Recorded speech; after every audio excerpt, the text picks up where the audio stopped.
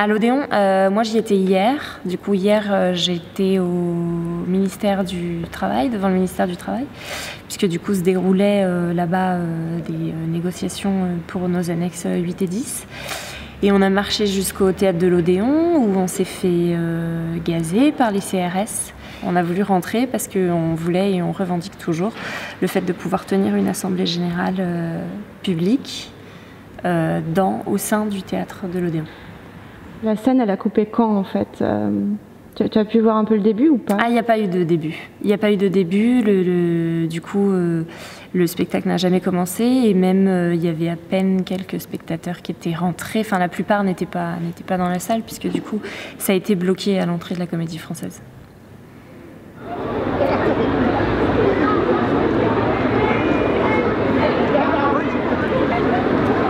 J'ai dit que j'ai entendu des gens qui veulent rentrer de force.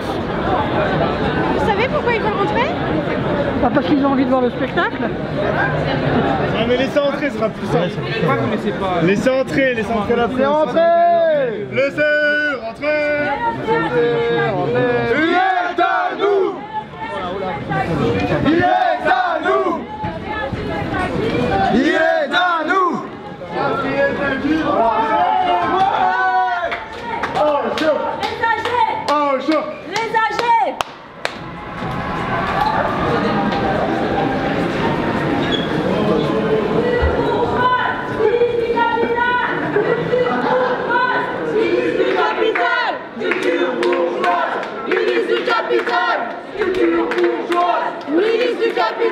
Ils défendent leurs droits, ce que je respecte, en espérant que c'est pas pour des raisons strictement politiques.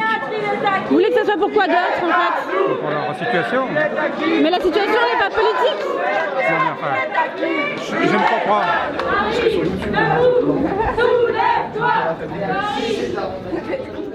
Ils sont montés sur scène. Enfin, je crois qu'ils ont cherché d'abord à la Corbeille, et puis après ils sont descendus à l'orchestre, et puis du coup ils sont montés sur scène, ils ont déroulé la banderole. Puis bon, rapidement ils se sont fait huer, et puis ils ont voulu prendre la parole pour expliquer pourquoi ils étaient là auprès du public. Et voilà. Et après, du coup, la banderole est restée un petit moment sur scène jusqu'à ce qu'on ait eu le droit de pouvoir l'afficher à l'extérieur, qu'elle soit visible de dehors. On va exploiter, on va faire ce qu'on peut et on va essayer de faire avancer nous, notre système, le système de tout le monde. Bah, ce système... Je voulais juste faire un petit rappel sur le fond de pourquoi on est là, je ne sais pas si tout le monde a bien compris. En fait, actuellement, il y a une mobilisation, en effet, des intermittents et précaires, mais il y a aussi une mobilisation plus générale actuellement dans ce pays, quand même, qui dure depuis un moment, d'une part contre la loi travail, voilà, et d'autre part sur la question des négociations en cours de l'assurance chômage. C'est que le MEDEF, en fait, il pèse 50% dans les décisions finales de ce qu'ils vont se décider sur l'assurance chômage. Je ne sais pas si vous voyez ce que ça représente, 50%. Voilà. Alors qu'on est quand même vachement plus nombreux à être des chômeurs. Ok, vous C'est pas vous qui passez le bac. Donc ce soir, j'étais censée être spectatrice pour voir la pièce de Victor Hugo, Lucrèce Borgia. Et j'ai vu les copains débarquer avec les banderoles. Du coup, je les ai rejoints directement sur scène et pour continuer la lutte avec eux. Quelles ont été les réactions du public? Les réactions du public ont été pour la plupart assez hostiles. Et, on a quand même entendu beaucoup de spectateurs dire qu'il fallait qu'on s'en aille, qu'on n'avait rien à faire là, qu'ils voulaient voir à tout prix Guillaume Gallienne, qu'il fallait qu'on sorte dehors, que voilà. Mais il y en a quand même certains qui sont restés pour dialoguer, pour entendre nos revendications, ce qu'on avait à dire, à défendre et pourquoi on est là. J'ai pas envie d'être filmé là. Non mais c'est pas filmé, je filme pas le visage. Non mais j'ai pas envie d'être enregistré ni filmé. Merci mais beaucoup. Vous travaillez là, non? Oui, je travaille ici. Ouais. Vous étiez spectatrice? Qu'est-ce qui s'est passé? J'étais spectatrice, j'étais venue pour voir la pièce, bien évidemment. Bon, en rentrant dans la salle, j'ai tout de suite compris ce qui se passait, parce que je suis un peu au fait de l'actualité quand même. Je regrette un peu de ne pas avoir vu la pièce, évidemment, mais en même temps, je comprends bien qu'un mouvement social, ça ne peut pas se faire sans événement marquant. Il y a quelques personnes qui étaient particulièrement virulentes et particulièrement excitées. Un monsieur au deuxième balcon et puis 2 ou 3 personnes, des dames derrière nous qui criaient « sortez-les ». Enfin bon, un monsieur à côté de moi aussi qui criait « fasciste ». Je ne voyais pas bien pourquoi, mais bon. Il me semble que, je comprends que ça soit désagréable pour des gens qui voulaient voir la pièce, mais il me semble quand même qu'on pouvait écouter déjà avant de se mettre à vociférer. Tant pis. Tant pis. Les consciences sont complètement envahies par tout un vocabulaire entrepreneurial qui obscurcit l'horizon. Et donc déjà, enfin moi personnellement, en tant qu'acteur et auteur, je me sens responsable de ça aujourd'hui. C'est-à-dire que, et comme des tas d'autres, c'est qu'aujourd'hui, il faut essayer de faire des théâtres, et notamment de celui-ci, au plus haut point, ou de l'Odéon, des lieux de résistance à la fabrique du consentement. Parce qu'en fait, c'est toujours au théâtre que ça commence, cette affaire-là, de combattre le consentement généralisé, et de se regarder, de faire le point où on est. C'est ça le théâtre, c'est ça le rôle du théâtre. Le rôle du théâtre, ça a toujours été qu'à un moment donné, une société se regarde. Et là, aujourd'hui, elle se regarde et elle a horreur d'elle-même. Les occupants de l'Odéon nous demandent de tenir, et s'il y a des soucis, ils envoient l'Assemblée Générale qui est en train de se terminer là-bas. Déjà, la vraie question, c'est de dire que des alternatives sont possibles, parce qu'on nous vend un seul système. On nous dit la réforme du Code du travail, la loi El Khomri, c'est la seule chose à faire. Elle est nécessaire, cette réforme. Ben non, elle n'est pas nécessaire. Il y a d'autres manières de faire. On peut se partager le temps de travail. On peut donner des nouveaux droits aux salariés. Et par exemple, dans les alternatives, il y a ce qu'a fait le Pacte, le groupe de chercheurs, pour un autre Code du travail. Il faut sortir des appartements, de la télévision. Il faut aller vers son voisin et dire comment on s'arrange, comment on fait. Le Théâtre National de Strasbourg est occupé aussi depuis ce soir.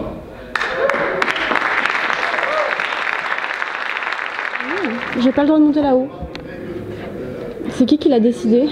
L'administrateur, en fait, on bloque pour moi je cours après des gens.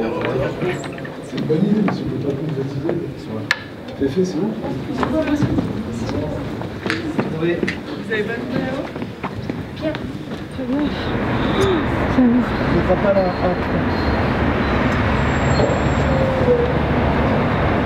Oh, fais gaffe.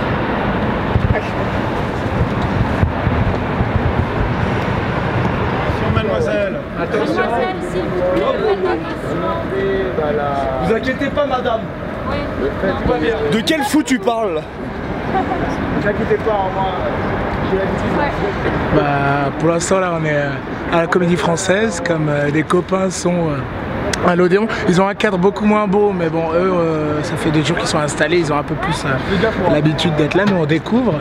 Et si on est là, c'est pour peser un peu dans le débat, enfin dans la discussion entre, sur le chômage, entre bah, voilà, le gouvernement d'un côté, partial évidemment, Pierre Gattaz, le MEDEF d'un autre côté, qui est du côté de l'argent, et puis tous ces gens qui font le théâtre, qui font la télévision, qui font les arts en France. Parce que voilà, on se rend compte que nos attaques, les attaques des intermittents, les attaques des étudiants, les attaques des cheminots, bah en fait c'est les mêmes, elles viennent tous du même côté, elles viennent du côté du patronat, des représentants des grands patrons, des très grands patrons et du MEDEF, et que le gouvernement évidemment soutient le MEDEF, et qu'on est dans un système qui est bâti pour le MEDEF et pour les grands patrons, et qu'on veut pouvoir enfin changer le monde et les possibilités. Voilà.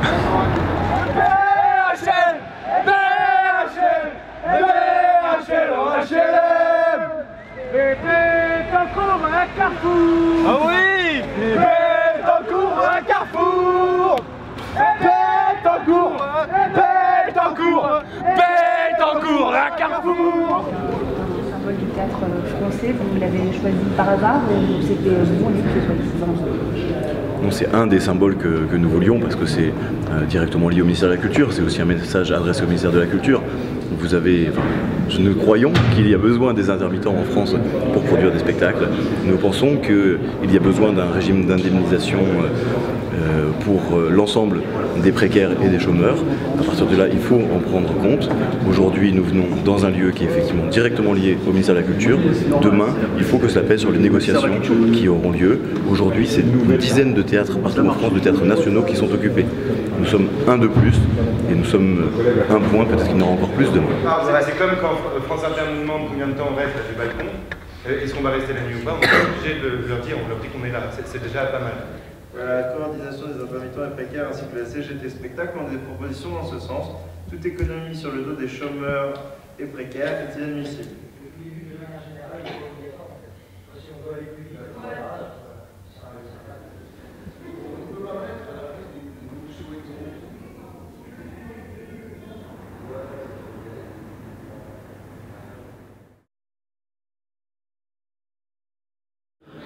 Et c'est un lieu qui est né en même temps que la démocratie. C'est-à-dire que c'est un lieu à un moment donné où le peuple vient s'exprimer, vient demander des comptes au pouvoir, sur ce qui se passe. Voilà. Faut s'imaginer, il faut imaginer qu'un public de corrida, en gros, même si les corridas se pratiquent de moins en moins, un public de corrida, observant et regardant une pièce de théâtre, c'était ça la Grèce antique. Bien sûr, quand on parlait du cadre et des institutions à refonder, effectivement, le maillage théâtral français et son organisation est à revoir complètement, bien sûr. Et les directeurs de théâtre et l'organisation et la production et la création de spectacles sont des choses qu'il faut revoir de fond en comble. Et qu'en effet, là aussi, il faudrait une reprise en main par les spectateurs des lieux. Il y a déjà eu des expériences comme ça dans les années 60, etc. Mais il faut que ces choses-là reviennent. C'est-à-dire qu'il faut redonner le théâtre aux gens. Vous avez trouvé quoi en fait au début en arrivant sur les lieux de la Comédie Française? Eh ben, en fait, il y avait un certain nombre de bourgeois qui attendaient leur spectacle bourgeois, donc qui faisaient la queue devant l'Odéon et là le personnel devant la Comédie Française. Et donc là, le personnel de la Comédie Française est venu leur expliquer que s'ils avaient pris leur billet sur Internet, ils seraient remboursés parce que donc le spectacle était annulé. Et voilà, donc petit à petit, en fait, la file des spectateurs bourgeois s'est délitée. Et donc là, j'ai vu qu'il y avait des gens qui mettaient la pression à l'entrée, au niveau de l'entrée. Donc on s'est rapprochés. Et puis juste à ce moment-là, en fait, presque juste après, la porte s'est ouverte. Du coup, l'accès a été libéré. Donc on est rentré dans le hall et après, on a investi la salle de spectacle qui est là. Aujourd'hui, ce qui se passe, et d'ailleurs ce qui se passe aujourd'hui va le révéler de plein fouet, c'est que les directeurs de CDN, qui sont eux-mêmes des créateurs, donc qui sont issus de ce capitalisme culturel-là, ne participent pas à la lutte. Ils ouvrent les portes, etc. Mais on va bien voir que bientôt, il va falloir que eux se déterminent par rapport à ce que nous voulons en tant que créateurs. Et là, il y a un problème, parce que ce qu'on va interroger, c'est ce qu'ils font et pourquoi ils le font. C'est-à-dire que là, on arrive un peu plus à un problème de l'écologie du théâtre. C'est-à-dire qu'est-ce qu'on produit et pourquoi on le produit et comment on le produit. Oui, il y en a qui disent vous n'avez que ça à foutre ou des choses comme ça sert à rien, un peu en mode vous êtes nuls, quoi. Et tu l'expliques comment en fait, que les gens ils comprennent pas du tout ces occupations? C'est quoi? C'est une histoire de culture, c'est une histoire de milieu, c'est une histoire de croyance? Je pense que c'est complètement une histoire de milieu parce que ce sont des gens qui ont des privilèges vu qu'ils peuvent aller au théâtre pour 40 €. Donc ce sont des gens qui ne connaissent pas la réalité du monde du travail dans le secteur primaire et le secteur secondaire, qui ne savent pas que des gens travaillent la nuit, qui ne savent pas que des gens travaillent dans la souffrance, qui ne savent pas que des gens risquent leur vie en creusant des souterrains, des métros. Ils ne savent pas ce que vit un maraîcher bio qui a le dos cassé au bout de 2 ans. Tout ça, ils ne le savent pas. Est-ce que l'excellence et la soi-disant excellence artistique suffit? Et puis qui l'a défini? Enfin bon, c'est tout ça. Mais pourquoi cette pièce, elle parle de quoi? Je comprends pas. C'est une pièce sur Phèdre au pluriel, voilà, c'est une pièce mais qui est vraiment, je pense, une caricature de l'entre-soi, de la profession, qui est un spectacle qui est une vraie punition, tout le monde est d'accord pour le dire, pour tout le monde, qui est une espèce de chose totalement fermée sur elle-même, qui n'a aucun intérêt. Enfin bon, voilà, il y a ce qui coûte très cher et voilà, qui ne concerne personne, si ce n'est ceux qui le font. Et voilà, c'est une vraie question, très délicate et très dangereuse, qu'il faut manipuler avec soin, mais elle se pose, à l'évidence. La culture bourgeoise, en fait, c'est ce qui donne aux bourgeois leur arrogance et voilà, parce qu'ils estiment que eux, c'est la vraie culture. Et donc ça, c'est leur bonne conscience. Par exemple, Bernard Arnault, avec sa fondation, voilà, il se donne bonne conscience avec de la culture. Voilà, être aussi riche, ça leur sert à être intelligent, en fait. Ça leur sert à être cultivé. Et donc, du coup, ils justifient, en fait, leur richesse immonde comme ça, par la culture. Donc c'est vrai qu'ici, c'est vraiment un symbole de l'immondice de cette richesse. Pour moi, toutes ces dorures, voilà, l'or, c'est dégueulasse. C'est les mines d'or, en fait. L'or est enrobé dans de l'arsenic. Et pour séparer l'or et l'arsenic, il faut du cyanure. C'est des gens qui font ça. C'est des gens qui meurent dans les mines pour que cet or-là puisse être dans ce théâtre. Donc moi, cet or-là, il me fait gerber, en fait. La question est de savoir, est-ce que les gens ont envie, ont besoin de venir ? Est-ce que les gens se sentent concernés par ce qui se passe? Est-ce que les gens se sentent inclus dans ces lieux? C'est ça, ça dépasse le problème du prix. C'est pas simplement parce que c'est pas cher, c'est est-ce que j'y ai ma place? Est-ce que je peux rentrer dans un endroit comme ça avec du velours rouge partout, avec des codes bien précis? Est-ce que, voilà, on observe très bien que le public du théâtre vieillit considérablement. Et que tous les théâtres aujourd'hui font tout ce qu'ils peuvent pour le rajeunir, mais ils galèrent. Qu'est-ce qu'on pourrait lui répondre à ces personnes de ça sert à rien? Parce que aussi au niveau de la percée de l'imaginaire, tu vois, il n'y a pas quelque chose qui se débloque qui est beaucoup plus important que le fait que ça serve concrètement à quelque chose. Oui, voilà, parce qu'il faut, c'est libérer l'imaginaire de l'action en fait. La plupart des gens pensent que tout est impossible, ils sont complètement résignés, ils disent, enfin moi j'entends depuis que je suis à Paris, j'entends faut pas rêver, faut pas se faire des films, faut pas rêver. Et à chaque fois je dis mais si en 1789 ils n'avaient pas rêvé, on en serait encore au Servage quoi. Enfin à un moment donné si tu rêves pas, c'est sûr le monde il va jamais vers quelque chose de mieux quoi. Donc c'est vraiment horrible tous ces gens qui disent faut pas rêver, faut pas se faire de films.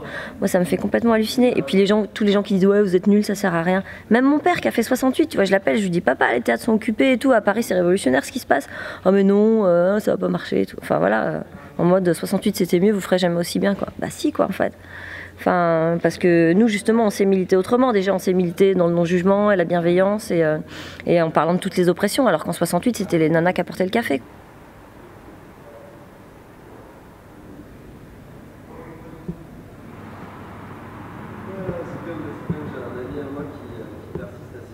La pièce de ce soir, c'était Lucrèce Borgia de Victor Hugo, qui est quand même un grand classique de Victor Hugo, dont la tête d'affiche était Guillaume Gallienne, donc voilà, sociétaire à la Comédie Française. Et Lucrèce Borgia est une femme dans le théâtre, un personnage très fort qui est reconnu pour ses mœurs incestueuses.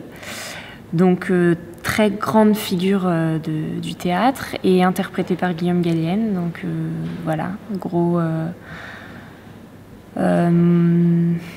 grosse tête d'affiche et gros challenge pour lui. Et puis du coup, tout le monde est venu le voir principalement. En fait, c'est-à-dire que Guillaume Gallienne interprétait le rôle d'une femme, c'est ça? C'est ça, exact. Donc tout à l'heure, tu m'expliquais que tu étais en CDI et que ta condition te suffisait pas, te remplissait pas. Tu peux m'expliquer? Alors en fait, oui, j'ai dû faire des choix dans ma vie après mes études de commerce. Donc j'ai travaillé chez Orange pendant 2 ans et je me suis mis au chômage pour faire de la comédie, pour être comédien au théâtre, apprendre aussi à chanter. Et par la suite, j'ai dû retravailler et j'ai trouvé un CDI dans l'accueil d'entreprise. Et du coup, j'étais pas très bien payé, pas très bien traité. C'est-à-dire j'étais un peu comme un chien dans une niche, à ouvrir des portes, à dire bonjour. Voilà, et du coup, je suis resté 1 an et j'en ai eu marre. Puis en plus, même en CDI, de pas très bien gagner ma vie et du coup de ne pas avoir accès à un logement. Je me suis dit autant faire ce que j'aime et voilà, donc je suis parti pour être intermittent. Ça aurait été bien de savoir eux ce qu'ils pensent à leur niveau, d'avoir des personnalités, des gens qui sont vraiment dans le milieu et qui gagnent très très bien leur vie et qui n'ont pas de soucis à se faire pour l'avenir.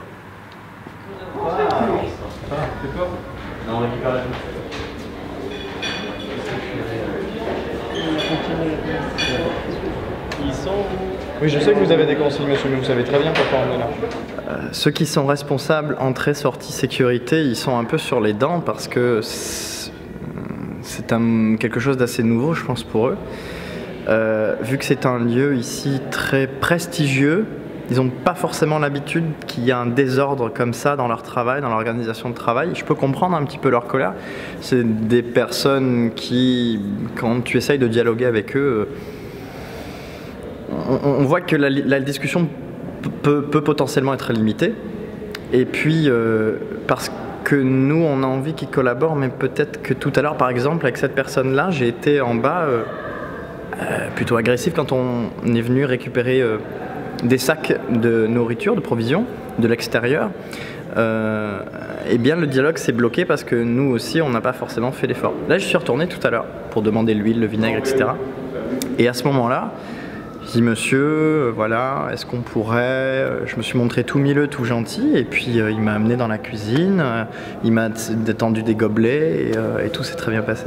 Les enjeux, ils sont importants, et par là, on peut comprendre qu'il y ait une agressivité spontanée et instinctive qui naissent des gens qui étaient dans la salle hier, des spectateurs qui attendaient de voir Lucrèce Borgia à la salle Richelieu de la Comédie Française. Et on s'est même fait taxer de terroristes. Suite à ça, je leur ai dit, bon, les terroristes sont les soldats de la mort et nous, on essaie d'être les soldats du rêve. Est-ce qu'il y a d'autres bouteilles? Bon, les enfants là, c'est pas le moment de gribouiller les saltimbanques. Je lui parlerai, je lui dirai attention à toi.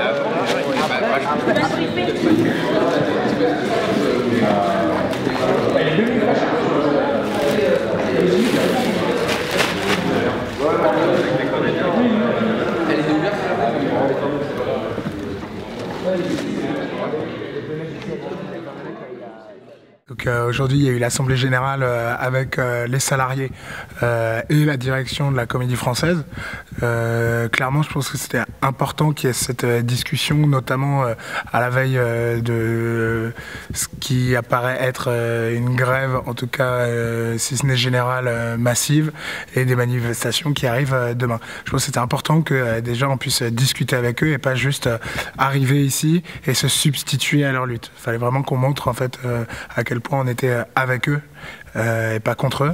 Du coup, la discussion s'est un peu portée sur ça, sur les modes d'action, si c'était une bonne action ou pas, si on se mettait pas à dos le public, etc. Je pense que clairement, comme pour les luttes de la SNCF, comme pour les étudiants qui bloquent ou les profs qui se mettent en grève, la question n'est pas tant de à quel point ça fait chier le monde, parce qu'une grève, ça fait chier le monde, mais c'est aussi à quel point on bloque à un moment l'économie et le système. Et ça, c'est hyper important et je pense que c'est le but ultime d'une grève. T'as des gens d'un côté qui te disent oui mais on doit laisser parler sur le plateau la parole de l'art, la parole du poète, la représentation doit avoir lieu. Ils veulent qu'on travaille beaucoup plus, toujours plus, qu'on soit malléable, qu'on n'ait plus de droits sociaux, qu'on ait tout ce qu'on a conquis dans le passé, qu'on soit malléable dans une société complètement libérale où il n'y a plus d'humains, il n'y a que des machines économiques. Il fallait empêcher ce spectacle, je suis désolé. Roméo et Juliette, c'est magnifique. J'ai étudié ça la semaine dernière, justement. C'est un texte exceptionnel, mais il y a un moment, la lutte pour nos droits est plus importante, est plus urgente. Roméo et Juliette, il faut savoir que c'est une pièce qui est quand même enseignée aux enfants dans les écoles. C'est une pièce qu'on peut voir souvent, qu'on pourra voir d'ici quelques jours, quelques semaines dans ce théâtre, etc. Une mobilisation de l'ampleur qu'elle a aujourd'hui, c'est pas quelque chose, c'est un train qu'il faut pas rater, quoi. Et que clairement, je pense que les intérêts entre une pièce de théâtre et une mobilisation de masse et un réveil un peu des consciences peuvent pas se mettre à égalité. Et clairement, je pense que le public peut s'en remettre. Et puis, clairement, notre but est de pouvoir faire en sorte que Roméo et Juliette soient accessibles à toutes et à tous, et pas juste aux personnes qui ont le capital économique et culturel pour venir à la Comédie Française. Alors oui, après, si on occupe des lieux de façon pérenne, on peut organiser des choses si les flics ne nous font pas chier. Forcément, si les flics ne nous empêchent pas, comme à l'Odéon, où ils font le siège de ce théâtre national, forcément, après, on peut organiser des spectacles, on peut organiser des assemblées, des rencontres, des festivals. On peut faire ressurgir l'art dans ces lieux-là. Mais bon, tant que c'est assiégé militairement, je dirais, c'est pas possible. S'il y a un accord qui est trouvé ce soir, que le MEDEF s'oppose à cet accord en disant, eh bien, si vous voulez le mettre en place, c'est à l'État de payer. Si l'État accepte de payer, on est dans un vrai problème. Parce que ça voudra dire que l'intermittence sera du fait de la volonté du prince, de la fait du volonté de l'État. Donc, ça voudra dire que selon les politiques budgétaires de l'État, les intermittents seront ou non indemnisés. Ça veut dire aussi qu'on sort de la solidarité interprofessionnelle. Donc, on est dans la création d'une caisse autonome, et une caisse autonome, c'est la mort du régime de l'intermittence à très court terme. C'était pas anodin, c'est-à-dire que quand dans la salle, tu as le patron et l'employé, en fait, l'employé n'a pas la liberté de discussion. C'est marrant, parce que ça revient exactement à ce qu'essaie de faire le gouvernement sur la loi travail, en disant on va négocier dans chaque entreprise, et ce sera super démocratique, parce qu'il y aura des débats dans chaque entreprise. Mais clairement, il y a un rapport de subordination et un rapport de domination dans les entreprises, comme dans les théâtres et comme partout dans nos vies, qui fait que y a une autocensure qui se fait malgré soi ou pas, du fait que tu peux pas dire que tes conditions c'est de la merde face à ton employeur si t'es pas un peu organisé, si tu n'as pas un rapport de force, que ce soit dans l'entreprise, dans les théâtres ou dans les facs, par exemple. Ce qui est en jeu ici et maintenant, c'est que aujourd'hui, c'est la négociation de branche entre la FESAC, le syndicat des employeurs du spectacle, et les représentants des salariés du spectacle. Et donc l'occupation du théâtre de la Comédie Française est là pour mettre la pression sur ces négociations. Il faut occuper les places publiques, il faut se réapproprier nos rues, il faut occuper les lieux de travail. Je veux dire, et ça se fera pas sans violence, ça se fera pas sans faire peur, ça se fera pas sans forcément qu'il y ait des gens qui râlent ou qui soient... Tu peux pas bloquer tous les chemins de fer de France sans faire râler les gens, c'est forcé, mais c'est en bloquant et en emmerdant qu'on va emmerder le gouvernement. Il faut comprendre ça. On peut pas être sage. Voilà, dans cette lutte, on est dans une urgence, on peut plus être sage. Je veux dire, on n'a pas attendu, on n'a pas demandé à Louis XVI son avis pour lui couper la tête. Voilà. Franchement. Et du coup, tu t'es fait des amis quand même? C'était joyeux ces 2 jours? Il y avait des gens que je connaissais déjà et que j'ai découvert, et c'était une expérience humaine exceptionnelle. Et moi, j'avais déjà fait quelques occupations et j'en referai. Enfin, c'est pas pour rigoler, mais humainement, c'était très fort. En plus d'être dans ce lieu, je veux dire, hier soir, on a dormi. Moi, j'étais au 5e balcon, le 3e balcon, là, dans ce lieu magnifique qu'un roi a fondé. Et je suis bien content de lui faire un doigt d'honneur dans sa tombe, que j'occupe cet endroit maintenant. Le sens de cette occupation, c'est mettre la pression sur les organisations patronales et syndicales pendant les négociations, pour qu'elles se penchent enfin sur les préconisations que nous faisons depuis plus de 10 ans dans la plateforme du comité de suivi, c'est-à-dire le retour à une annexe unique entre techniciens et comédiens, le retour à 507 heures sur 12 mois, indemnisé 12 mois, le déplafonnement des cotisations patronales, parce qu'il faut savoir qu'aujourd'hui en France, quand un cachet fait plus de 12 000 euros bruts, les cotisations ne sont prises que sur les 12 000 premiers euros. C'est-à-dire que pour une star ou quelqu'un qui est très bien payé, qui fait un cachet à 50 000 euros, le patronat, celui qui l'embauche, ne paiera des cotisations que sur 12 000 euros, pas sur 50 000 euros. C'est quand même un manque à gagner de 11 millions d'euros pour l'assurance chômage. Et bien sûr, le maintien des annexes 8 et 10 dans la solidarité interprofessionnelle.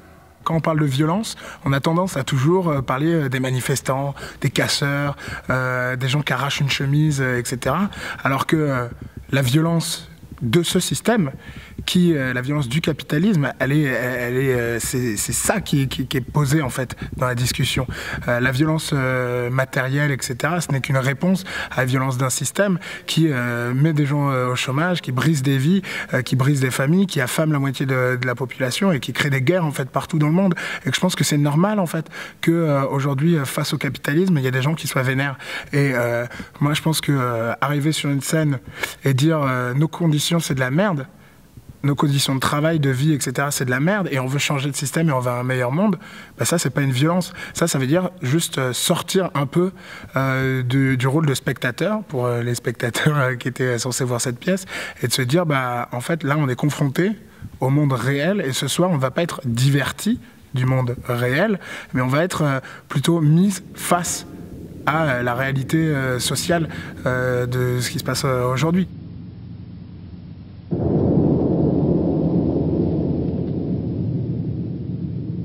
Le sort fatal a fait naître 2 enfants, désignés pour l'amour. Il leur faudra se rencontrer, se reconnaître, brûler ardemment l'un pour l'autre et mourir pour en peu de jours éteindre à jamais l'inexpiable conflit. Prêtez l'oreille et regardez. C'est là très cruel, très tendre et si lamentable tragédie de Roméo et Juliette qui va se jouer devant vous.